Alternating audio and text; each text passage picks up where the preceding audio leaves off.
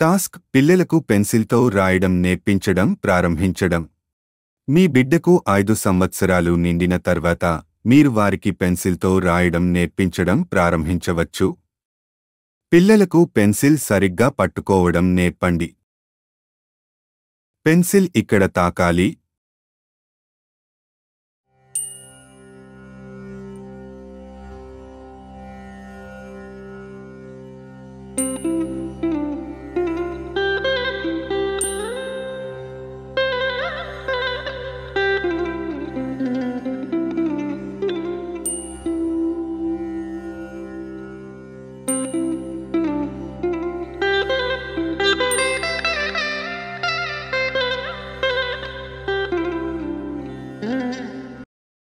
Pencil ఇక్కడ తాకాలి. పిల్లవాడు తన సౌలభ్యం మేరకు బయట ఉన్న 2 వేళ్లను లోపల ఉంచుకోవచ్చు. పిల్లల సౌకర్య స్థాయికి అనుగుణంగా వారిని లోపల ఉంచమని చెప్పండి. ప్రారంభంలో పిల్లలు కొంచెం తప్పుగా రాస్తారు మరియు పేజీలను చింపివేయవచ్చు కూడా. ఇది పర్వాలేదు. ఇది సాధారణం. మొదట వారి కోరిక మేరకు పెన్సిల్తో రాయనివ్వండి. వారు ఏ విధంగా రాసినా పర్వాలేదు. క్రమంగా పెన్సిల్ను సరిగ్గా పట్టుకోవడం నేర్పండి మరియు సరైన పద్ధతిలో రాయడం ప్రారంభించండి.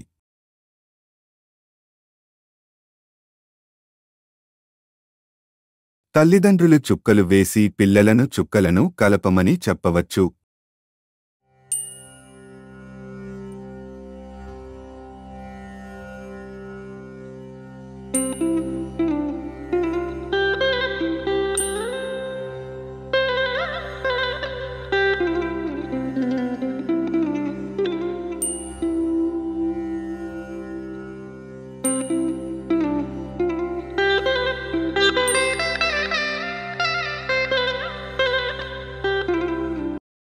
పెన్సిల్ ఇక్కడ తాకాలి.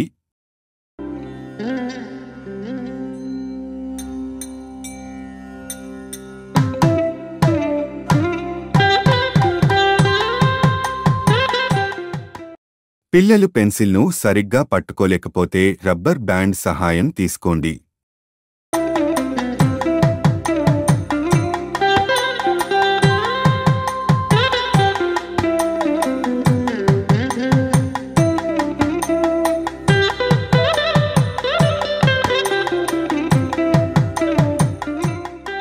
దయచేసి ఎల్లప్పుడూ పిల్లలతో కూర్చోండి.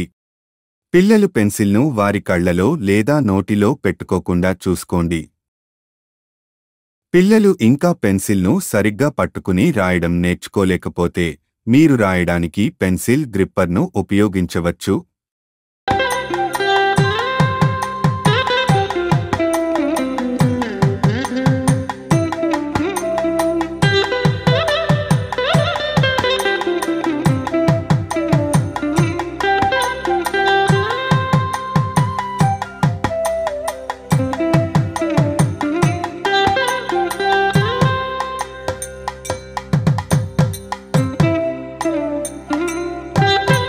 పిల్లలు పెన్సిల్ను సరిగ్గా పట్టుకోవడం నేర్చుకున్న తర్వాత మీరు గ్రిప్పర్ లేకుండా రాయడం ప్రారంభించవచ్చు.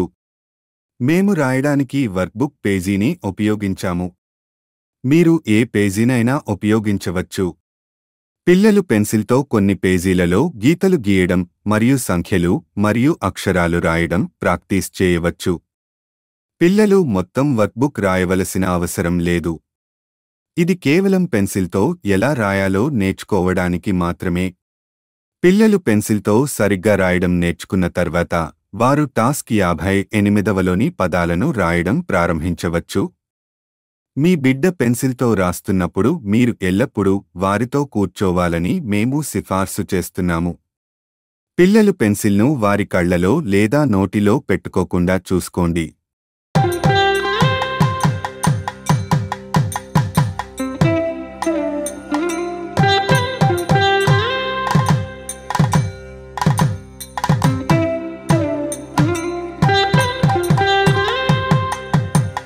పిల్లల కళ్లలో కాటుక పెట్టకూడదని కూడా మేము సిఫార్సు చేస్తున్నాము, ఎందుకంటే ఇది సురక్షితం కాదు మరియు చాలా వాటిలో సీసం ఉంటుంది.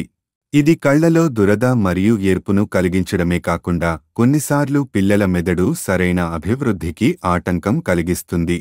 కాబట్టి పిల్లల కళ్లలో కాటుక పెట్టకూడదని మేము సూచిస్తున్నాము. మాతో నేర్చుకున్నందుకు ధన్యవాదాలు.